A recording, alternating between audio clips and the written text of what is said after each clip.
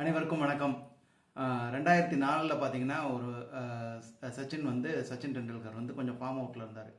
எப்போ அவர் cover drive ஆடினாலும் அவர் கூடிய சீக்கிரம் அவுட் ஆகிட்டு இருந்தார். அந்த சூழ்நிலையில் அவர் என்ன பண்ணார், ரொம்ப நல்லா ப்ராக்டிஸ் பண்ணிவிட்டு அதுக்கு அடுத்த மேட்ச் சிட்னியில் ஆடுறாங்க. 241 ரன் நாட் அவுட்டு. இதில் என்னென்னா ஒரு ரன் கூட கவர் டிரைவில் அவர் அடிக்கலை. எல்லாமே அந்த பக்கமே அடித்து ஒரு மிகப்பெரிய இன்னிங்ஸாக ஆடினார்.